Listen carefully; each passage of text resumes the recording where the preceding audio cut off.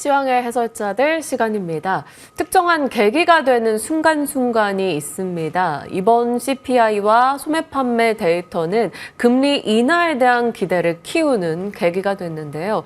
이것을 감안했을 때 시장 전략을 어떻게 짜야 될 것인가 오늘 이분과 이야기 풀어갑니다. 블로크 이동훈 대표님 모셨습니다. 어서 오세요. 네, 안녕하세요. 네, 안녕하십니까. CPI 전년 대비해선 예상 부합, 전월 대비해서는 예상보다 살짝 내려가는 모습을 보여줬습니다.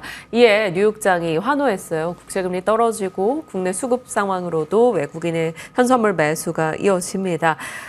뉴욕장의 이 분위기 계속 지속될 것인가? 이 CPI에 대한 해석과 전략 좀 주세요.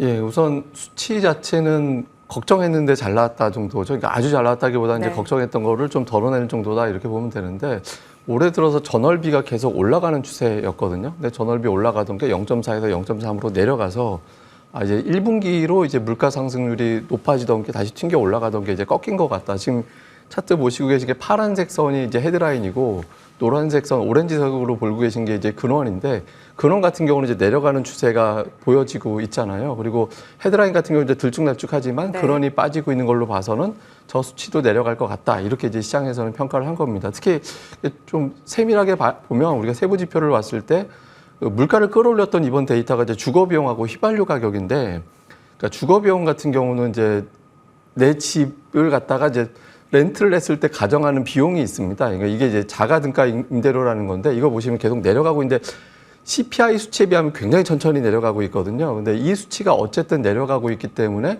주거비 자체도 어쨌든 내려가는 추세는 확인이 됐다라는 점이 하나가 있고 또 하나는 이제 휘발유 가격이 이번에 상당히 큰 영향을 준 걸로 보여지는데 휘발유 가격은 4월에 이제 국제유가가 올라갈 만한 요인이 있었잖아요. 그러니까 중동 지정학적 리스크가 좀 있었기 때문에 근데 이런 요인들이 어느 정도 좀 완화가 되는 어떤 그런 상황이 만들어져서 그러니까 물가 상승률은 이제 1%대 좀 울퉁불퉁하는 그런 과정에서 튕겨 올라가던 시점은 좀 지나갔고 지금은 이제 좀 내려가는 시점으로 바뀌게 돼서 우리가 흔히 얘기하는 디스인플레이션, 인플레이션이 완화되는 타이밍으로 다시 가게 됐고 이런 점이 이제 투자자들을 좀 안도하게 만드는 그런 흐름이 돼서 뭐 시장은 이제 다음 주 엔비디아 실적에도 고비가 되긴 하겠습니다만은 이제 조금 더 밀고 올라갈 수 있는 공간을 만들었다 이렇게 봐야겠습니다. 네. OER의 둔화가 나름 시장에서 환호할 만한 숨은 키포인트이기도 했습니다. 디스인플레이션 기대감이 잘 부각된 점 시장에 여력을 좀 마련해 준 거죠. 자, 그런 가운데 한 이틀간의 초급등을 나타냈던 밈 주식들 있잖아요. 키스겔의 복귀로 인해서 그가 쏘아올린 계정의 한마디로 주가 급등이 나왔어요. 게임스탑, AMC 이런 종목들이었는데 이틀간 강하게 올랐다가 이제 증시 분위기가 좋아지니까 이쪽에서 또 하락폭을 키우는 흐름이 나왔습니다. 이 현상을 어떻게 판단하고 계십니까? 사실 CPI가 나오기 전에 그러니까 지수가 어떻게 보면 좀 정체기에 가까웠었거든요. 네. 그러니까 그런 타이밍에 어떤 좀 투자자들이 단기적으로 자금에 몰려가는 그런 현상이 나왔다라고 봐야 되는데, 근데 지속성을 갖기는 좀 어려운 측면이 있는 것 같습니다. 이제 몇 가지 이유가 있는데 우리가 뭐 차트 같이 보면서 설명드리면 될 것 같은데요. 네. 이전에 이제 민주식이 한참 급등할 때는 이제 미국의 기준금리가 거의 제로금리 수준이었거든요. 저기서 보시면 파란색 선이 기준금리고 이제 역시 이제 오렌지색 선이 민주식, 그러니까 그 주식의 어떤 주가 차트인데. 그때는 제로금리였잖아요. 근데 지금은 금리 수준이 엄청나게 높은 상황이라서 자금을 동원할 수 있을 정도의 어떤 흐름이 좀 만들어지긴 어렵다라는 점이 하나가 있고요. 네. 오른쪽에 보고 계신 거는 이제 게임스탑 관련된 옵션 거래 비중인데 그때는 이제 옵션 거래가 활성화되면서 레버리지 효과, 그러니까 매수에 매수를 불러올 수 있는 그런 효과가 만들어졌는데 지금은 정말 미미하거든요. 그래서 좀 지속성을 갖기는 어려운 측면이 있고요. 또 하나는 그때 당시에 이제 공매도가 쇼커버가 되면서 올라갔잖아요. 근데 최근에 뭐 게임스탑이라든가 이런 종목이 관심주가 아니었거든요. 그러니까 말을 바꾸면 공매도가 많이 쌓여 있을 만한 종목이 아니었습니다. 그러니까 숏 커버에 의한 주가 상승도 좀 제한적이라고 봐야 되기 때문에 지금은 중요한 지표 발표 나오기 전에 어떤 바람이 잠깐 분 거라고 봐야 될 거고 물론 이제 이런 어떤 흐름이 한번 만들어졌기 때문에 변동성은 이어지겠습니다만은 뭐 이전 같은 어떤 한동안 몇 주 동안 이제 올라가는 사이클이 만들어지기는 현실적으로는 어렵다 이렇게 봐야겠습니다. 그때처럼 연속성을 보여줄 만한 환경 자체가 아니다라는 점입니다. 단발적인 시세야 중간중간 낼 수 있지만 그때와는 많은 것이 조금 달라져 있다라는 점입니다. 그러면 이제 경기나 혹은 실적이나 이런 본질적인 측면에 집중을 해보죠. 미국도 미국이지만 사실 최근 들어서 많이 나아지고 있는 분위기는 중국 쪽에서 감지됩니다. 190조에 달하는 국채 발행 이슈도 있었고, 뭐 부동산을 정부가 매입해준다라는 얘기도 있고, 나름 중국이 달라지고자 하는 뭐 부양의 의지가 곳곳에서 보이네요. 예. 이게 이제 우리가 중국 걱정을 두 가지를 하고 있었거든요. 하나는 이제 중국 때문에 경기 침체되는 거 아니냐. 실제로 이제 중국의 경제 데이터들이 상당히 좀 부진했죠. 그런 것들이 하나가 있었고, 또 하나는 이제 우리가 한 2년 정도 됐나요? 그러니까 중국 부동산 문제 되게 걱정한 적이 있었거든요. 네. 그러니까 중국 부동산 대기업들이 파산하고 그 여파로 뭐 중국 경제가 꺾이고 이런 걱정 되게 많이 했었는데, 이번에 경기 부양을 한다라는 거는 이 두 가지를 전부 다 해소시켜주는, 그러니까 완화시켜주는 그런 메시지다라고 볼 수 있거든요. 그러니까 특히 이제 부동산 문제에 대해서 어느 정도 이제 해소가 됐구나. 그러니까 이제 중국발 어떤 재정 문제라든가 이런 것들, 지방 부채 문제 이런 것들을 다 묻고 있었던 게 이제 부동산 문제였는데, 이런 리스크를 털어냈다라는 신호가 나왔기 때문에 이제 시장에서는 그러니까 중국이 경기 침체로 갈 가능성은 현실적으로 좀 낮아졌다 이렇게 평가를 하게 될 겁니다. 이렇게 되면 이제 수출, 중국으로의 어떤 수출입이 조금 더 활성화될 수 있는 이제 그런 계기가 만들어질 수 있어서 뭐 관련된 종목군들에 대한 이제 주목도는 높아질 수는 있는데, 다만 이제 타이밍상 미국 대선하고 이제 겹쳐 있는 시기다 보니까 이제 미국에서 지금 무역 갈등에 대해서 다시 또 좀 몇 가지 어떤 뉴스들이 나오고 있잖아요. 그래서 이런 부분들이 좀 상쇄시켜 줄 수도 있어서, 그러니까 중국의 경기 부양 액면 그대로 보면 좀 긍정적인 뉴스인데, 이제 무역 갈등이 대대적으로 확산이 된다라면 이런 부분들이 또 희석이 될 수 있어서 이 뉴스를 좀 같이 챙겨보시는 게 중요할 것 같습니다. 참 상충되는 뉴스가 마주하고 있는 것 같아요. 강력한 경기 부양의 의지와 실제로 조금은 나아지고 있는 경기 상황에 여지없이 찬물을 끼얹는 미국의 견제인데, 이 과정 속에서 중국 방향이 어떻게 나오느냐에 따라 우리도 분명 연결되는 섹터들이 있을 겁니다. 자, 민감하게 살펴보시죠.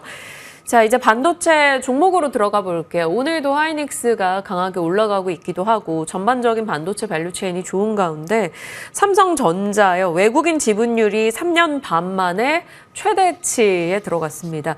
그럼 이제 좀 외국인 수급적으로 더 들어오기 좀 부담스럽지 않을까, 이렇게도 해석이 될 것 같아요.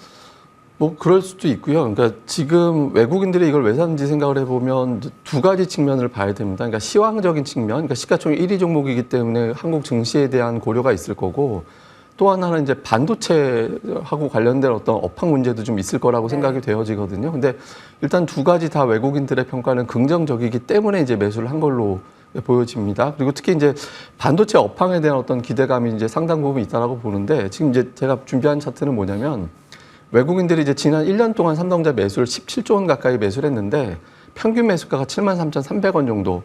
그러니까 어제 기준으로 보면 한 7% 정도 수익이 난 상태고, 네.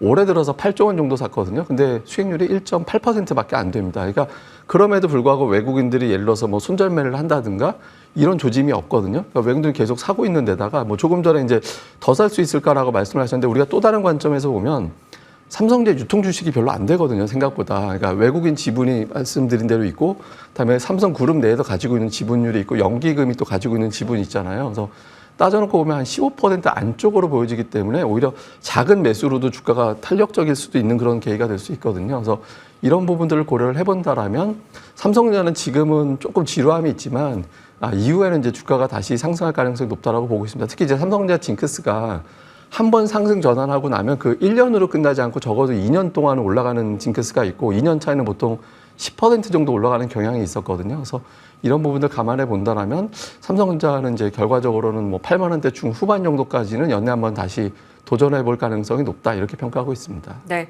요 며칠간 한 5거래일간은 SK 하이닉스가 훨씬 더 좋은 흐름을 보여주고 있죠. 삼성 AI에 대한 일부 의구심도 등장하기도 했었는데, 외국인의 수급에 대한 의미 살펴주셨고, 이 또한 삼성전자의 키 맞추기 분명 가능할 겁니다.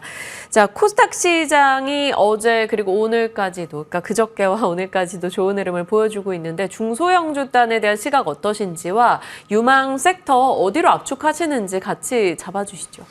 예, 그러니까 코스닥 같은 경우는 사실 지난주 글로벌 증시가 대체로 플러스였는데 코스닥이 마이너스였거든요. 그러니까 수급 시소 때문에 이제 코스닥이 유난히 밀렸다라고 보는데, 그러니까 코스닥을 움직일 수 있는 돈이 지금 코스피에 이제 넘어가 있고, 그 종목군들이 이제 최근에 코스피에서 강했던 빅4, 우리가 예를 들어서 밸류업이라든가 해운, 조선 등등의 어떤 종목군들의 화장품까지 포함을 하면 이게 이 빅4 쪽에 자금이 쏠려 나가면서 이제 수급이 나간 걸로 보여지거든요. 근데 이번 주 초부터 이 빅4에 대한 수급이 조금씩 와해가 되고 있습니다. 오늘 금융주는 다시 올라가고 있습니다만은 전체적으로는 고르게 다 올라가지 않고 종목별로 엇갈리거나 4개가 다 일정하게 올라가지 않거나 이런 모습들이 나오고 있거든요. 그러면 시가총액 비슷하게 넘어오게 된다면 결과적으로는 코스닥 빅3, 그러니까 2차 전지, 제약, 반도체 이게 이제 해당이 될 건데 그러니까 이런 종목군들 쪽에서는 매수가 꾸준하게 유입될 수 있는 계기가 될 수 있거든요. 근데 이 중에서 반도체 쪽은 뭐 계속해서 좀 관심 있게 보셔야 될 것 같고요. 뭐 제가 지난주에도 올해는 반도체 주변을 떠나지 않았으면 좋겠다라는 표현을 드렸었는데 그건 뭐 지금도 유효하다라고 보여지고요. 그리고 빅3 이외에 좀 관심을 갖자라면 최근에 주가가 올라가고 있는데 메인 종목에 비해서 부품주 덜 올라간 게 조선 부품주들이거든요. 그래서 뭐 성광밴드, 동성화인텍 이런 종목군들은 주가가 충분히 올라갔다라고 보기는 어렵기 때문에 이런 종목들에 대해서도 좀 관심을 갖고 지켜보시는 것도 좋을 것 같습니다. 피팅 보냉제와 같은 조선 기자재 쪽에서도 관심을 더 보자라고 의견 주셨고 반도체 주변에서는 계속 머무르자라는 기존의 의견 다시 한번 고수해 주셨습니다. 시장의 큰 그림을 그리는 데 도움 주셨네요. 블로크 이동훈 대표와 함께했습니다. 고맙습니다.